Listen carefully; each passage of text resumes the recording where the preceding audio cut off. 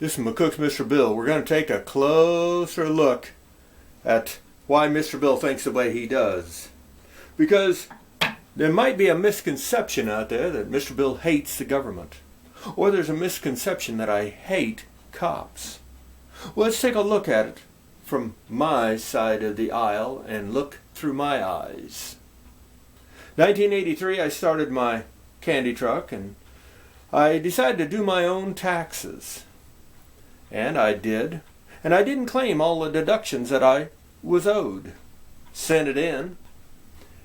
6 months later, I got a bill for $300 from the IRS saying, and fining me $300 saying I hadn't paid quarterly. So they fined me $300. I made very little money that year. To give an example, I have 3 friends, and those 3 friends made more money than I did, and they were all 3 on welfare. Yet I had to pay quarterly and was fined because I didn't. $300. You might say, well, that was a good lesson. I look at it a wee bit different.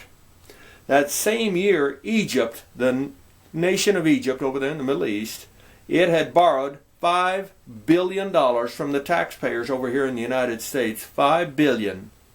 It couldn't pay them back. Said it. We can't pay it back. The United States government said that's okay. You don't have to pay it back.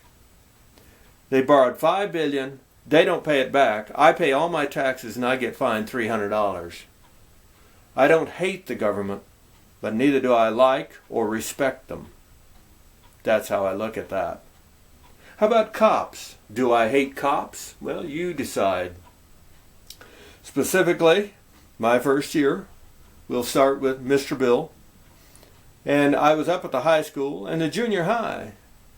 And I was seeing kids toting around pint and even quart-sized bags of marijuana. Not everybody, but I did see it occasionally. And so I thought it my civic duty to tell somebody. So I called the cops and told them, I said, now don't take my word for it, but check it out. This is going on up there. Well, they said, okay. And I said, now leave my name out of it. Okay. 3 days later, I started getting death threats. And what they said they'd do to my wife and my 4-year-old and my 6-year-old daughter was nothing short of demonic. I let it slide simply because death threats are usually 90% of them are just hot air.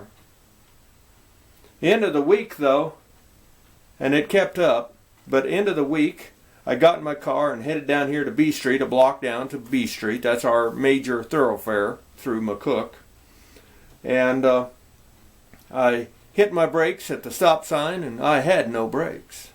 Out into the traffic lanes I went. Thank God nobody was coming right then. Well, I got down to the car repair shop in low gear trying to control it, and got in there and they repaired it, and they came out and they said, somebody doesn't like you. They cut your brake lines. Absolutely, they cut your brake lines. And the guy said, his quote then was, he said, you realize somebody just tried to kill you, kill your family, and maybe kill somebody else with you with no brakes like that.